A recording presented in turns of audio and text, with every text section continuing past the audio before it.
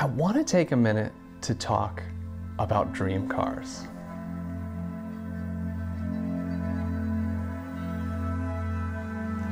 If you're watching this, then you're probably a car person. And if you're a car person, chances are you had toy cars when you were a kid. And there had to be one that was your favorite, that one car that really drew you in. For me, that was the Porsche 911, the turbo, of course. You see, I was an 80s and 90s kid, and back then I feel like the supercars and the concept cars were just so much more spectacular.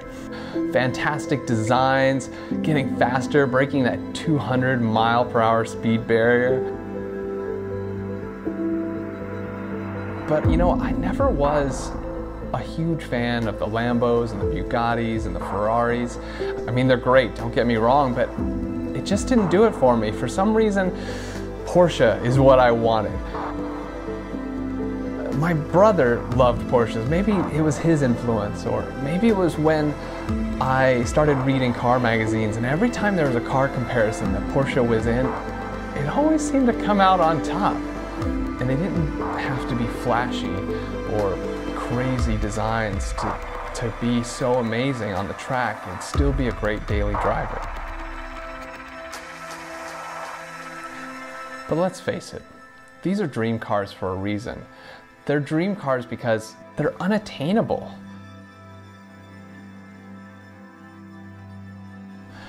I mean, I cannot see myself reasonably affording a $250,000 Porsche 911 Turbo S.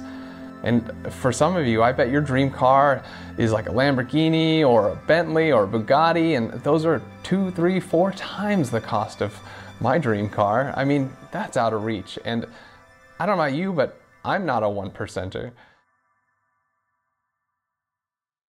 But I do know that some of you have a thing for classic cars. And the good thing about classic cars is even fully restored, they're often cheaper than some of those fancy supercars we look at.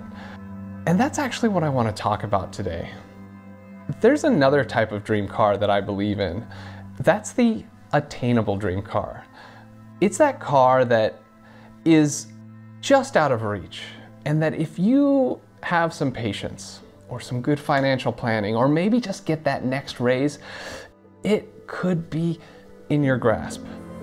The attainable dream car doesn't have to be crazy fancy. It could be that Mustang that the neighbor just got that you just can't stop looking at, or maybe you grew up in the 60s and you just want to restore an old Camaro or something. Maybe you don't even have a car right now, so just an attainable dream car is having any car, because, you know, having a car can change your life.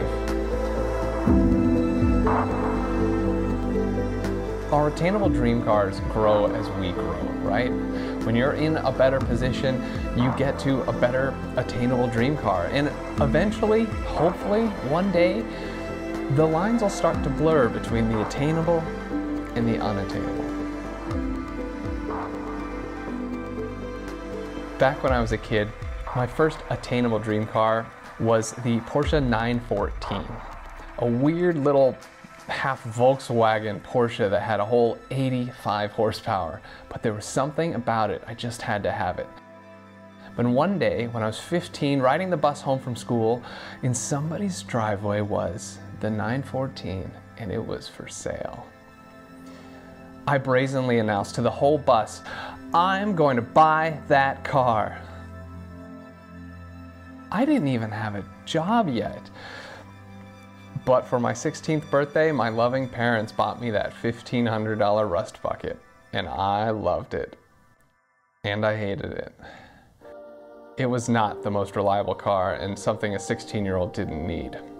A few years later, I had a good job, and I financed my first attainable dream car, the 1998 Pontiac Grand Prix GT4 supercharged V6.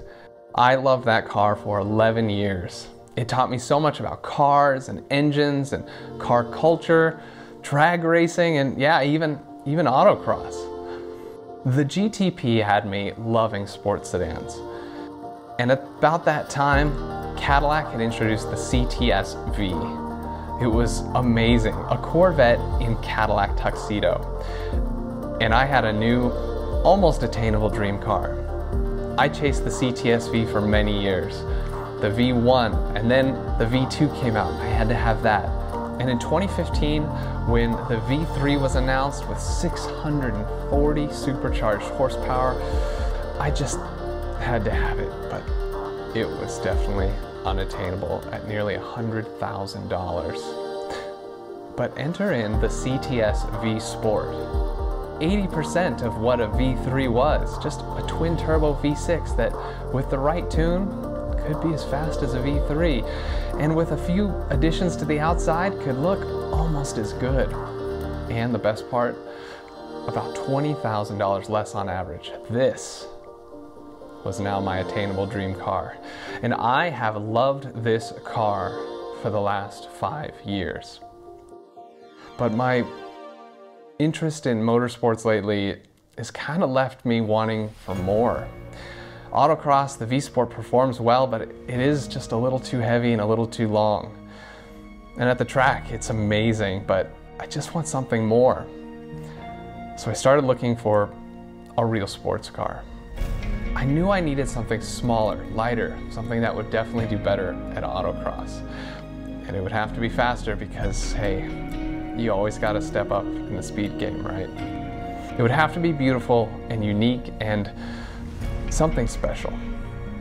Well, I have found my new car, and it's at this time that I am so excited to say that finally the lines are starting to blur between my dream car, the unattainable dream car, and my attainable dream car.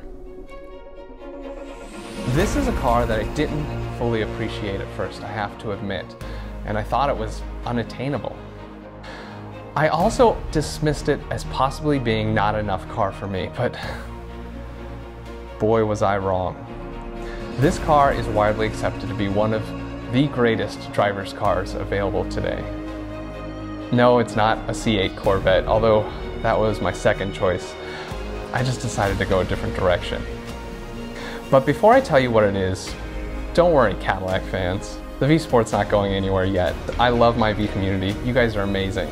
And this car, it's the best daily driver. It ticks off so many boxes. Besides, the Cadillac is 100% American, just like my dad. But the other half of me, my mom, well, she's 100% German.